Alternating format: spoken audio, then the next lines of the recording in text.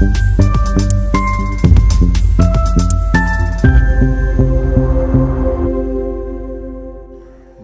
দর্পণ, বিনোদন সবার জন্য।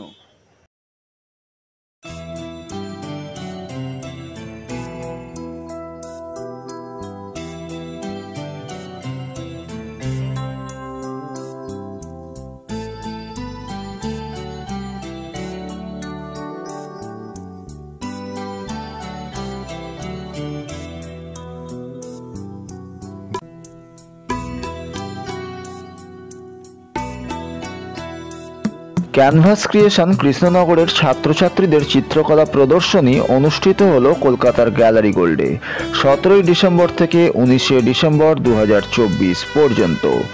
প্রদর্শনীটি আপনারা দেখছেন বং দর্পণের পর্দায়। ক্যানভাস ক্রিয়েশনের কর্ণধার শিল্পী শুভদীপ গুপ্ত বং দর্পণকে তার সাক্ষাৎকারে জানালেন, আমি শুভদীপ গুপ্ত, আমি ক্যানভাস ক্রিয়েশনের কর্ণধার এবং এই এক্সিবিশন আমরা করছি কৃষ্ণনগর থেকে আসছি, নদিয়ার কৃষ্ণনগর থেকে।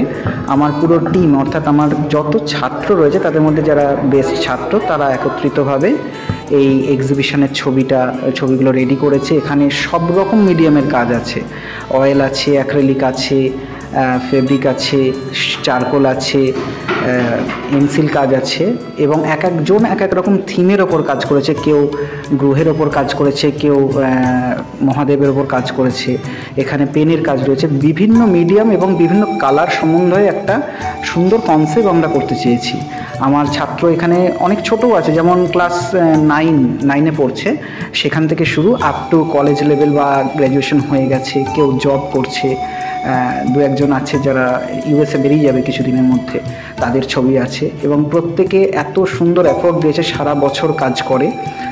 তারা সারা বছর যে কাজটা করে সেইটা আমরা বছরে একবার আসি, এখানে তুলে ধরার চেষ্টা করি। আজ থেকে আমাদের এই গ্যালারি গোল্ডে এক্সিবিশন শুরু, আপনারা আসবেন সবাই। আমাদের 3 দিন এক্সিবিশন চলছে, আজকে, কালকে, পরশু। আচ্ছা, এই যে এক্সিবিশনটা চলছে, এক্সিবিশন থেকে কি ছবি বিক্রি ব্যবস্থা আছে? অবশ্যই, এখানে এক্সিবিশন থেকে কেউ ছবি কিনতে চায় তাহলে কিভাবে কিনতে পারে? এক্সিবিশনে আসুন, দেখে তারপরে যদি পছন্দ হয় আমাদের এখানে কন্ট্যাক্ট নাম্বার দেওয়া আছে, আমার নাম্বার দেওয়া আছে, আপনারা কন্ট্যাক্ট করবেন ওই নাম্বারে। আমি তখন বলে দেবো। আমাদের ক্যাটালগ আছে, ক্যাটালগে কোন ছবিটা পছন্দ সেগুলো আমি বলে দেবো, সেই মতন প্রাইসও ওখানে দেওয়া থাকবে, আপনারা সেইগুলো অবশ্যই কিনতে পারবেন। আচ্ছা, এই আপনাদের অর্গানাইজেশন কৃষ্ণনগরে, আমাদের অর্গানাইজেশন কি কৃষ্ণনগরের মধ্যেই সীমাবদ্ধ নাকি আরও কলকাতাতেও রয়েছে? না, আমার স্টুডেন্টরা কলকাতায় থাকে অনেকে, কিন্তু অর্গানাইজেশনটা কৃষ্ণনগরেরই। অর্গানাইজেশনের নাম হচ্ছে ক্যানভাস ক্রিয়েশন। ক্যানভাস। এই তাজমহলটা আমার করা। আমার নাম ইন্দ্রজিৎ সাধুখা। আমি কলেজ সেকেন্ড ইয়ারের স্টুডেন্ট, ইংলিশ অনার্সের। তা আমি তাজমহলটা করেছি ক্যানভাস বোর্ডের ওপরে, অয়েল পেন্টিংয়ে করা, আর কালার কম্বিনেশন অ্যাবস্ট্রাক্ট টাইপসের কিছু আছে। না, অয়েল পেন্টিং। এটা 3 ফুট বাই 1.5 ফুট আছে। নমস্কার, আমি ঋতবান ঘোষ। আমি ক্যানভাস ক্রিয়েশনের এবং আমাদের সবার প্রিয় শুভদীপ গুপ্ত স্যারের আমি স্টুডেন্ট। আর আমার এই বছরে আমি এই ছবিটি এক্সিবিশনের জন্য প্রস্তুত করেছি। তো এইখানে একটি গণেশের মূর্তিকে আমি আমার রং তুলির মাধ্যমে তুলে ধরার চেষ্টা করেছি। এটি অ্যাক্রিলিক কালারে সম্পন্ন করা হয়েছে কাজটি।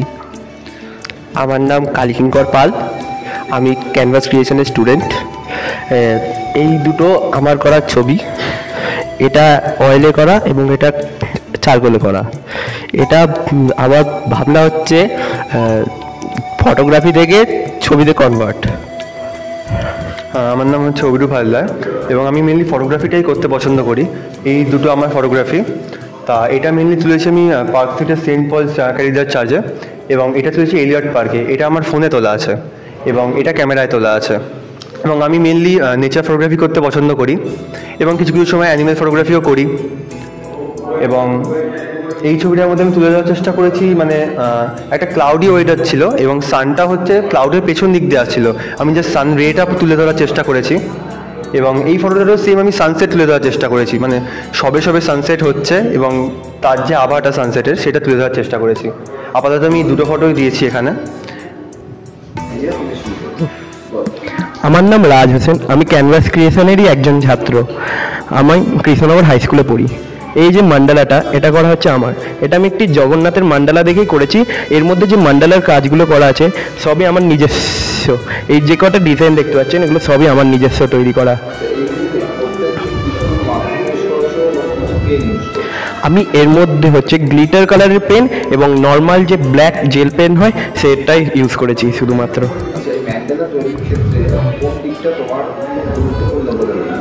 ম্যান্ডালা তৈরির দিক থেকে সব থেকে আমার গুরুত্বপূর্ণ হয়েছে যে নিখুঁত ডিজাইনগুলো করা সেইগুলো। এটা একটি গণেশ, যেটাকে ক্যানভাসের ওপর আমি অ্যাক্রিলিকের ওপর তুলে ধরেছি। বিভিন্ন কালার কম্বিনেশন রয়েছে।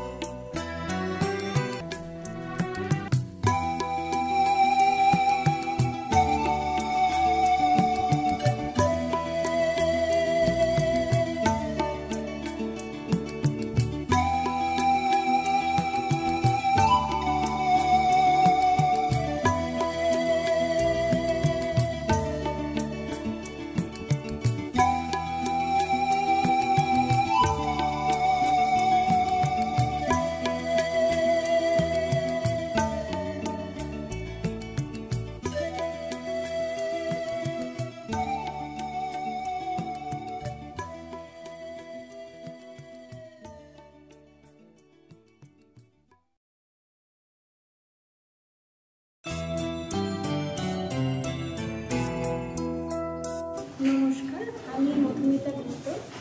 আমি ক্যানভাস ক্রিয়েশনের যিনি আর কি স্যার, ওনার ওয়াইফ। তো আমি এই ইনস্টিটিউশনটা সম্বন্ধে কিছু বলবো, কারণ এই ইনস্টিটিউশনটা বহু বছরের একটা ইনস্টিটিউশন এবং খুব ছোট একটা ইনস্টিটিউশন থেকে খুব বড় একটা আস্তে আস্তে ইনস্টিটিউশন হতে চলেছে এবং আগামী দিনে আমার আশা আছে যে এটা অনেক বড় ইনস্টিটিউশন হবে।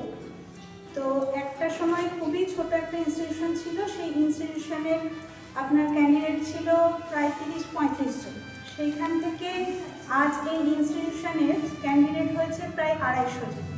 তো আশা করছি আপনাদের সকলের আশীর্বাদে আরও অনেক বড় হবে। আচ্ছা, কৃষ্ণনগরে এই ইনস্টিটিউশন আপনাদের কিভাবে কাজ করে? কাজ করে বলতে ওখান থেকে মানে ছোট বড় 3-3.5 বছর থেকে মানে গার্জেনরা পর্যন্ত ওনার কাছে শেখেন আর কি।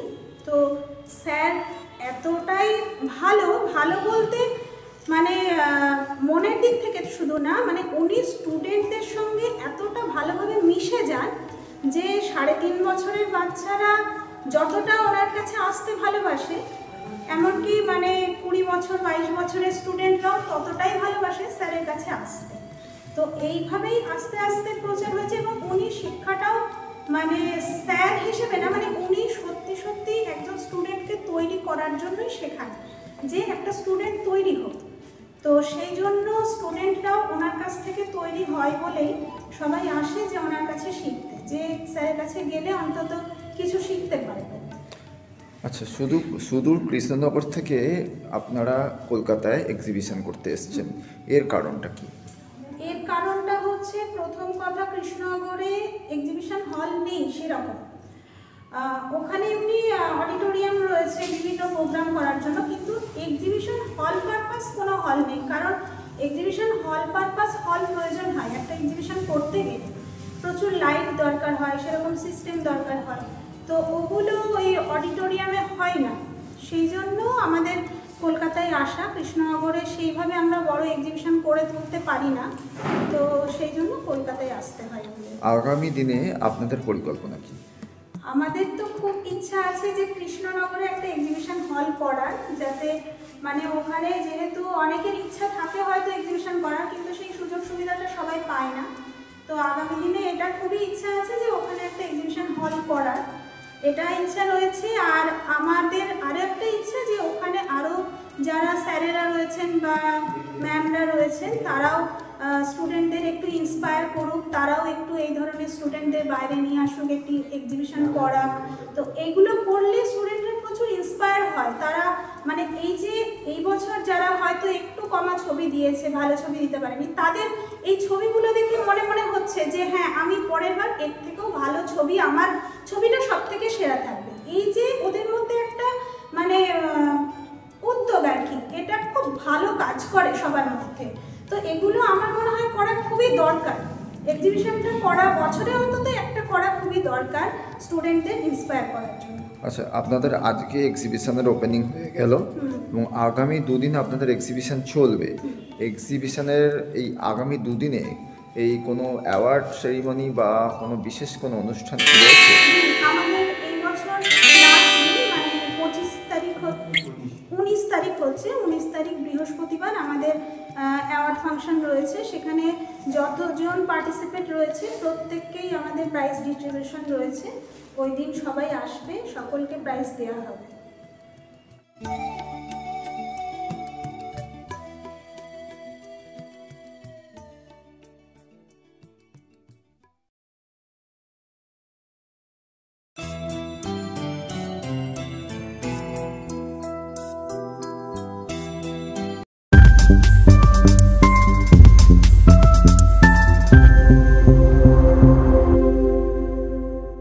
বং দর্পণ, বিনোদন সবার জন্য।